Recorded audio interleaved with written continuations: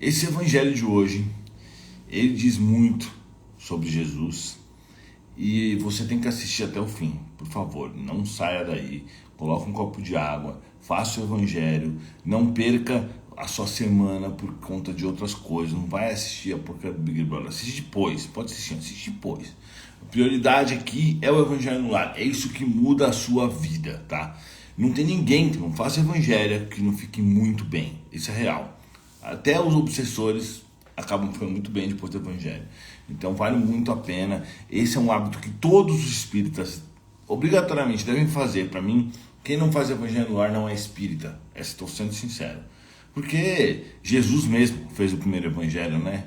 Já falei sobre isso em outro vídeo e tal, mas vocês podem pesquisar. E é um hábito que deve ser incorporado na sua vida, com certeza, porque vai fazer a limpeza da sua residência, a limpeza do seu espírito. Então para tudo que você está fazendo aí, pega o copo, a garrafa de água e vamos fazer o evangelho, tá bom? Esse vídeo está sendo transmitido ao vivo lá no meu Instagram, então fica ligado, não esquece de me seguir lá. Todo mundo pronto? Então vamos lá. Se você não fez ainda, pausa, vai lá, pega e volta. Senhor Jesus, iniciamos agora o nosso evangelho. Que o Senhor possa nos abençoar, iluminar as nossas vidas, os nossos corações, as nossas mentes, os nossos amigos do plano espiritual que andam conosco, até aqueles que andam apenas para nos atrapalhar, aqueles espíritos inferiores, que assim seja. Bom, vou começar uma série, tá? Então vou começar pelo capítulo 2, tá bom? Que o capítulo 2 é: o meu reino não é deste mundo. E aí fala sobre a vida futura, a realeza de Jesus, etc. Então eu vou falar de forma geral, né? Porque Jesus, muitas vezes, falava que o reino dele não é desse mundo, falava sobre a vida futura, sobre o reino dos céus e sobre todas as coisas que ele falava. Ele sempre colocava um plano superior, avançado, um plano no céu, etc., plano espiritual, por um simples motivo, né? Quando ele chegou na Terra e começaram a persegui-lo, começaram a tentar atrapalhá-lo, e até quando ele for preso, que até Pilatos ficou questionando, dizem que você é o rei dos judeus e tal, e ele fala que ele não é o rei que o reino dele não é daqui, e que ele não é o rei de nada, digamos assim, nesse aspecto. Obviamente, ele estava falando da vida real, da vida espiritual. Então é mais um indício que nós temos aí, mesmo há 2000 anos atrás, de que o mundo, ele ainda é uma Matrix, né? Que eu sempre falo isso. O mundo é um mundo fake, com coisas materiais, com armadilhas diversas, com pessoas tentando nos atrapalhar, coisa e tal. Então, obviamente, que quando Jesus fala, meu reino não é deste mundo, ele está dizendo, de fato, que ele é o rei da terra. É óbvio que não é que ele está lá falando eu sou o rei, embora ele seja o rei, né? Porque ele é o governador do nosso planeta, e a gente tem que lembrar o quê? Quem é Jesus do planeta Terra? 4,5 bilhões de anos atrás, a Terra desprendeu do Sol. Isso que está escrito no quem está falando isso é o Chico Xavier, é Emmanuel, tá? Está no A Caminho da Luz. Então ele fala lá que há 4,5 anos atrás a Terra... Ele dá a entender isso, né? E aí, quando acontece esse pedaço, provavelmente, na verdade, foi na criação do nosso sistema solar. Então a Terra é um pedaço que saiu aí, como os outros planetas também. E aí ele fala que nessa época, 4,5 bilhões de anos atrás, Deus deu a Jesus o planeta Terra para ele cuidar. Então a partir daí ele já era, vamos dizer assim, o dono do planeta Terra, o rei do planeta Terra. É que quando a gente fala rei, você pode pensar alguma coisa um pouco ruim, tipo, as experiências que nós temos de reis, imperadores, ditadores foram todas péssimas praticamente, né? Quase todas péssimas. Porque a gente subentende-se alguém que impôs sua vontade contra os outros, acabando com as pessoas, censurando, etc. É isso que seria um rei hoje em dia, um ditador, sei lá. Mas a de Jesus obviamente é diferente. Então desde aquela época ele passou a se preocupar com o planeta Terra.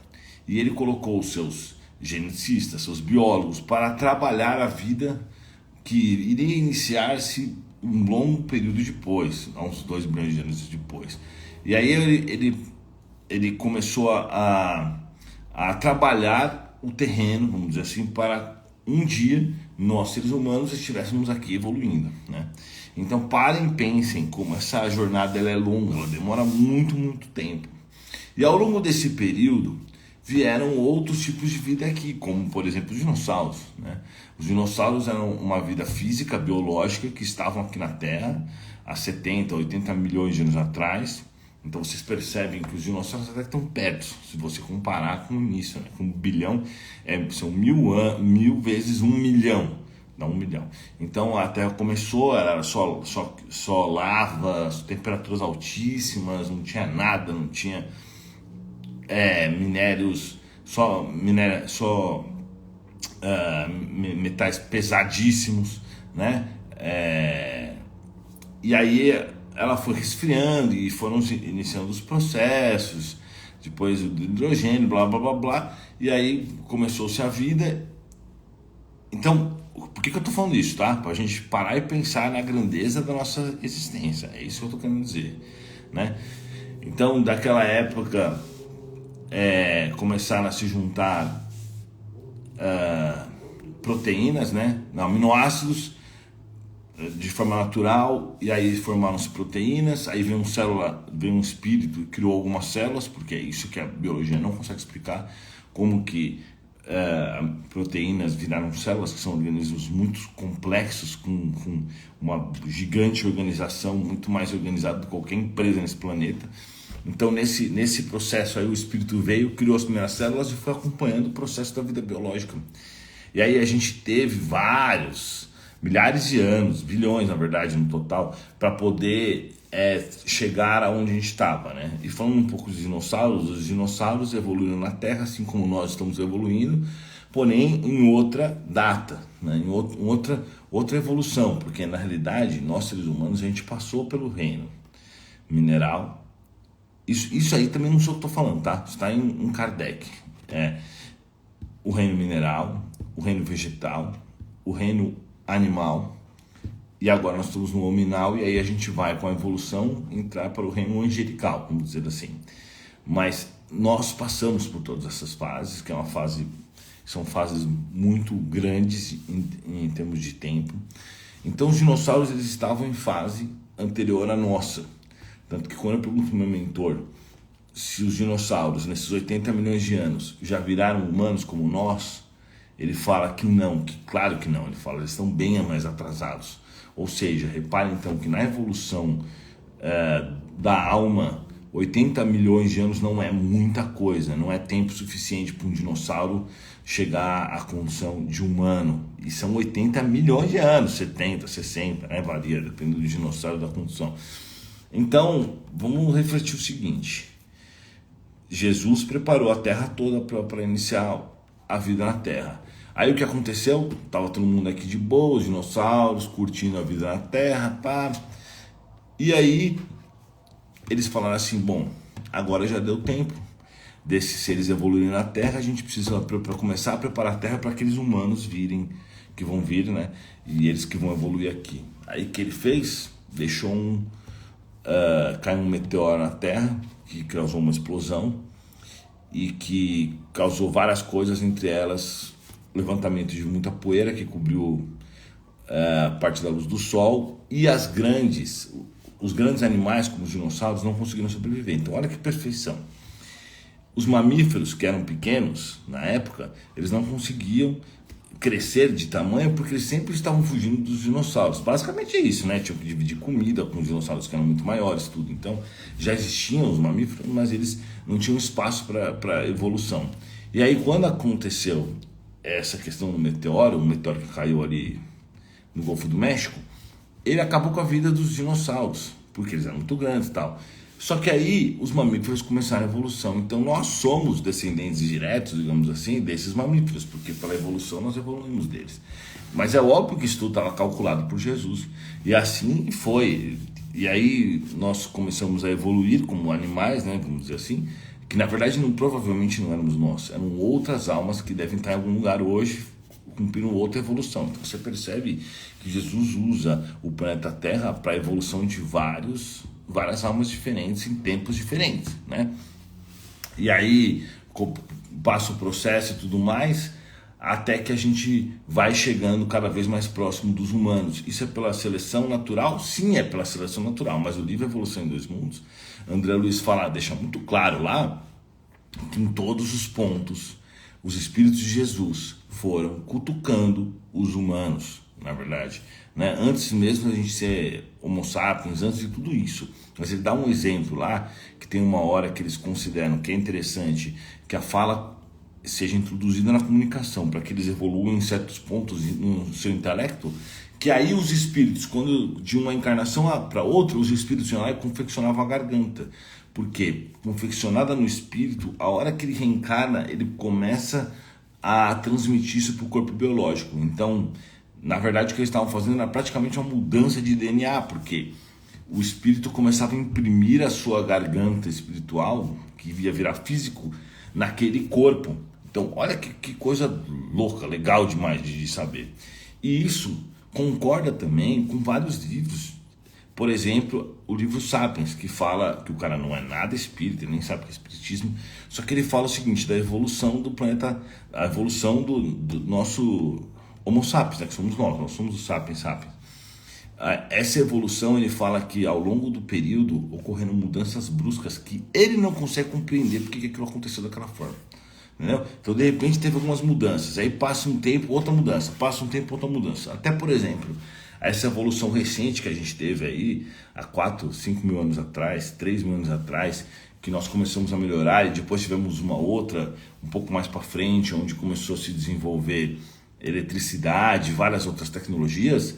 A gente viveu como Homo sapiens 200 mil anos, pelo menos, que foi um dos fósseis mais antigos que foram encontrados. E há 200 mil anos a gente vivia como primata praticamente, só caçando em grupos, etc, etc.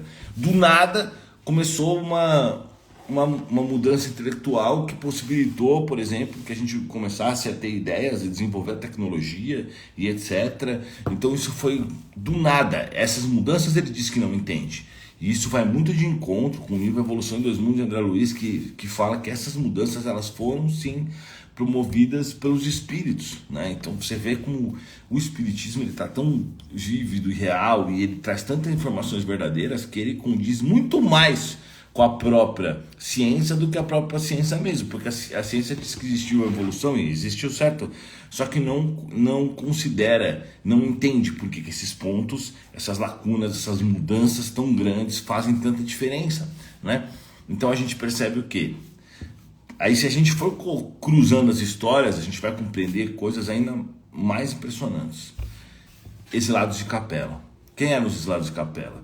Os caras estavam lá em Capela, causando uma confusão, foram mandados para a Terra. E aí, porque eles não tinham mais nível evolutivo para viver naquele planeta, que estava na regeneração, e eles foram enviados para a Terra para reencarnar no planeta Terra, perto de pessoas que não tinham o mesmo nível evolutivo deles, porque eles estavam assim, em inteligência, etc. Aquelas almas que vieram para cá, elas tinham uma inteligência muito grande, conhecimento muito grande, mas uma moralidade baixa. Entendeu? Inclusive eu sou uma dessas almas, eu já contei isso. E aí eu participei de uma guerra lá e fui enviado para cá. E aí o que aconteceu quando eles chegaram aqui? Eles passaram a integrar a sociedade de forma geral, mas se você pegar os maias, os incas, os egípcios, você vai ver que eles tinham um nível de inteligência naquela época. E aí essas civilizações fizeram assim no sentido de que eles conheciam astronomia demais, conheciam as estrelas, os maias, né? Os egípcios tinham uma medicina super avançada, faziam cirurgia de cérebro, que só voltaram a ser feitas recentemente, fazem, sei lá, 100 anos que voltaram a fazer cirurgia de cérebro. E os caras fizeram naquela época. Então eles trouxeram muita evolução para a espécie na época. E isso foi proposital, porque já aproveita para fazer os caras lá de Capela pagarem seus débitos, baixarem as suas maldades, serem enviados para a Terra, eles ainda auxiliam a sociedade aqui. Então olhem só, tudo isso lá atrás para chegar onde a gente está hoje, né? E aí Jesus permitiu que esse povo de Capela interagisse com o povo da Terra para trazer esta melhoria. Além disso, obviamente, os espíritos que trabalham com Jesus, que já são espíritos puros, há bilhões de anos atrás, trabalhando também para que essa evolução seja feita gradativamente, porque tudo nas leis de Deus são assim, são evoluções gradativas e muitas são devagar e faz parte, né? Então, quando a gente fala que Jesus, né, quando ele mesmo fala que ele não é o rei deste mundo, é isso que ele está querendo dizer.